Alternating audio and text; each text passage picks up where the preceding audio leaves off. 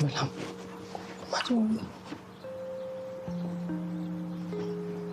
manje bafika kuma bathi kuma bafuna le nto ndiyifunayo sebenza sana nyawethe bala kanjani ba yima.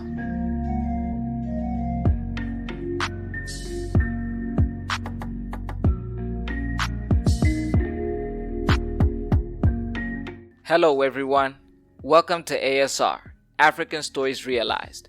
This is our weekly review of The Wife Season 2. Don't forget to like and subscribe. Let's get into it.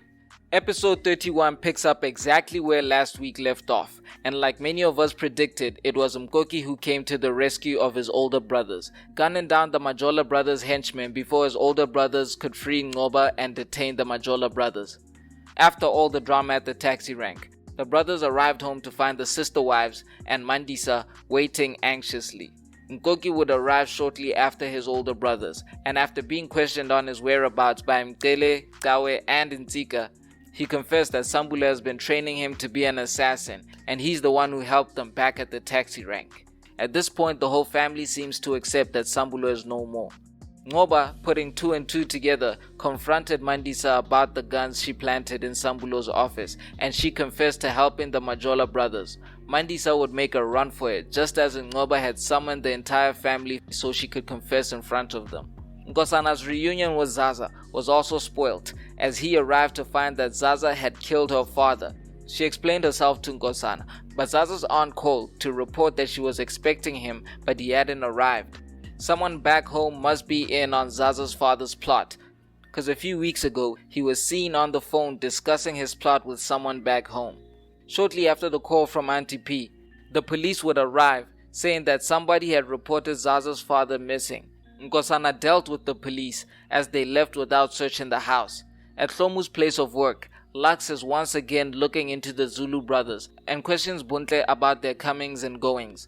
Buntle, like the good friend she is, resisted telling Lux anything and went on to report this matter to Hlomu. Hlomu told Mtele about Lux snooping around in their business, and they agreed that Hlomu will handle the situation. At the women's jail, Nkosana is catching up with Nomusa, and just as she was about to tell Nkosana that her cellmate is a schizophrenic that is off her medication, the guard arrives to end the visit.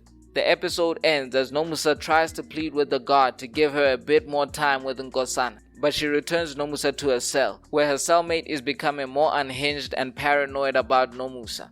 At this point, it would appear that Nomusa's life is in danger. Episode 32 opens up with the Zulu brothers torturing the Majola brothers and punishing them for their actions. I personally thought they were gonna go to jail, but this worked for me. I enjoyed this scene and how contrasting the Majola brothers' attitudes were, as the younger Majola brother cried and was apologetic, whereas his older brother was defiant in defeat. The show continues with preparation for Sambulo's funeral, when Zaza is confronted by Auntie P on where her father's whereabouts might be. Zaza sticks to her story and insists she knows nothing. Bunta and Lux arrive, but Hlomu is not having it and asks Lux to leave before storming off. Lux would remain at the ceremony, but proceed to disrespectfully take pictures. At this point, they really sold the funeral, and even I was thinking that Sambulo might actually be gone. Buntle foolishly follows Lux's instructions and attains Hlomu's phone so Lux can snoop through it. At this point, everyone is wondering where Ngoba is, but he is at home, struck with guilt that the woman he loves has betrayed his family, ultimately leading to his brother's death. He also appears to be suicidal. After the funeral, Zbani is visited by the spirit of his grandfather. The spirit says it will continue to linger until Zaza comes clean. The episode ends with the Zulu brothers toying with the Majola brothers before finally killing them both, ending one of the greatest rivalries we've ever seen on South African content. I really do believe they should have at least kept one of them alive or sent them to jail, just to prolong this rivalry, but we'll have to respect the decision of the writers.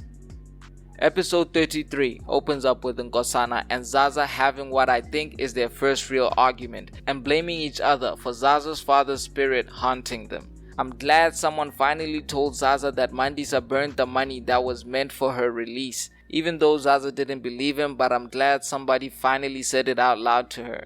Later in the day, they would receive another message from the spiritual realm, and the two agree that the matter of the lingering spirit must be resolved. At Naledi's place of work, Dawe shows up again and the two finally have their first date, which was a seafood lunch set up by Dawe in the hospital parking lot. There's definitely love in the air as the chemistry between these two develops into a budding romance. What I like the most about this couple is how their connection transcends their language barrier. I think it's a good time to mention that I'm also Tswana, and Naledi gave the best explanation as to why I struggle with some of the names of the characters, but I appreciate you all for bearing with me.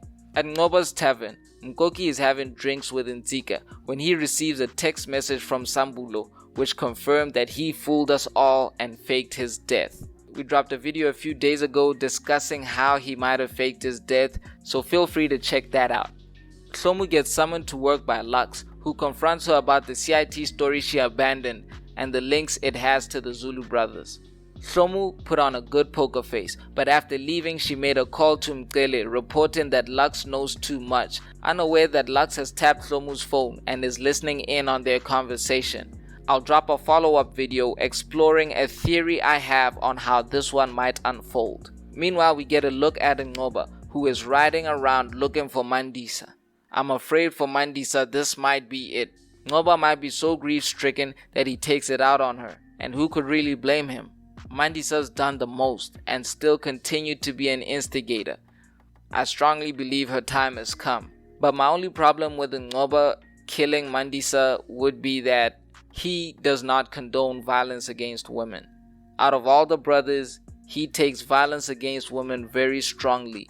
He's shown that on the show, so it would be disappointing if they make his character do that.